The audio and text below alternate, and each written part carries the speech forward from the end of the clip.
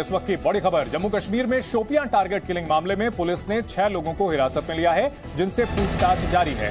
शोपियां में 2 कश्मीरी पंडितों को आतंकियों ने गोली मारी, जिसमें एक की मौत हो गई है और दूसरे भाई, जिसका नाम पिंटू है, उसकी हालत गंभीर बताई जा रही है। एक बार फिर से टारगेट किलिंग की गई है, कश्मीरी पंडितों को निशाना बनाया गया है। इस मामले में 6 लोगों को हिरासत में लिया गया है, उनसे पूछताछ की जा रही है। बड़े भाई की मौत हो गई है, जबकि दूसरा भाई, जिसका नाम पिंटू है, वो गंभीर रूप से घायल। 6 लोग इस मामले में हिरासत में लिए गए हैं। परिवार में मातम का माहौल। एक बार फिर से दहशतगर्द घाटी की फिजा को बिगाड़ना चाहते हैं और इसके लिए टारगेट किलिंग का सहारा लिया जा रहा है। संवाददाता खालिद हुसैन, जिस जगह ये वारदात हुई है, वहां से हमारे साथ जुड़ गए हैं। खालिद, सबसे पहले जानना चाहेंगे फिलहाल क्या स्थिति है? 6 लोगों को हिरासत में लिए जाने की खबर है। बिल्कुल, मैं आपको बता दूं, 6 लोगों को डिटेन किया गया है, जिनकी ये सैलून शॉप चलाकर ही साल में करोड़ों कमाते हैं। आपको कमाना है, इनसे सीखना है, तो फ्रीडम ऐप को अभी डाउनलोड करो।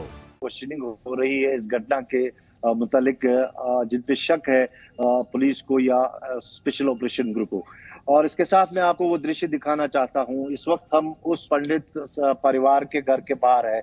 भीतर तैयारी हो रही है, शव को नहलाया जा रहा है और उसके बाद उसका अंतिम संस्कार किया जाएगा। ये घर है जिसमें ये दोनों भाई रहते थे, पिंटू कुमार और सुनील कुमार, और 90 के दशक से ये यहीं थे। पलायन नहीं किया था इन लोगों ने, और ये जमींदारी करते थे। इनके सेब के बाग, अखरोट के बाग थे यहाँ पर।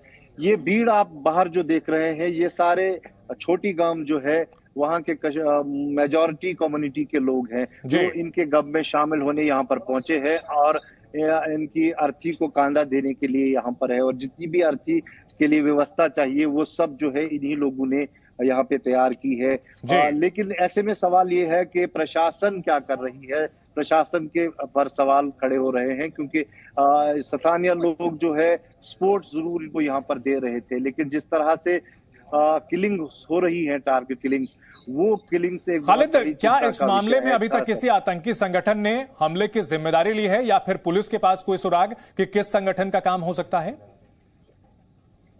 बिल्कुल, देखिए, सोशल मीडिया के जरिए TRF, द रजिस्टर्ड फ्रंट, जो ऑफशूट बताया जाता है लश्कर तैयबा का, उसने इस घटना की जिम्मेदारी ली है। हालांकि आधिकारिक तौर पर, यानी पुलिस या अन्य सुरक्षा एजेंसियों की तरफ तौर पर उसकी पुष्टि अभी नहीं की है, लेकिन द रेजिस्टेंस फ्रंट ने इसकी जिम्मेदारी जरूर ली है।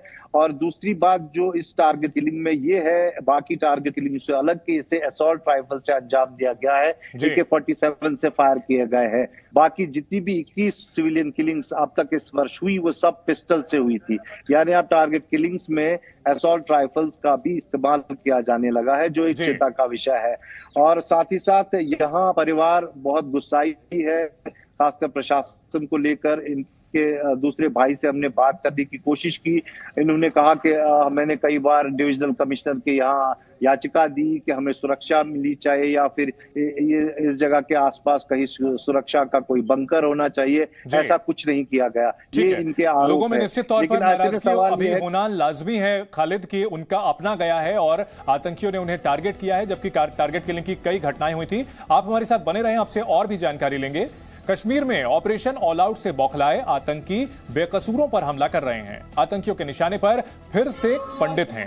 शोपियां में आतंकियों ने कश्मीरी पंडितों पर फायरिंग की। इस गोलीबारी में एक शख्स की मौत हो गई, जबकि दूसरा घायल हो गया। कश्मीरी पंडित की मौत के बाद उनके घर में परिजनों का रो रो कर बुरा हाल है। आतंकियों की तलाश में सर्च ऑपरेशन लगातार जारी है। इस मामले में 6 लोगों को हिरासत में लिया गया है। टारगेट किलिंग में इस बार असॉल्ट राइफल का इस्तेमाल किया गया है, क्योंकि प्रशासन की ओर से यह कहा जा रहा था कि अब जो आतंकी हैं वो छोटे हथियारों का इस्तेमाल कर रहे थे, पिस्टल्स का इस्तेमाल कर रहे थे, जिसे छिपाकर रखना आसान होता है। लेकिन इस हमले में जो शोपियां में किया गया है, वहां फिर से AK-47 का इस्तेमाल किया गया है।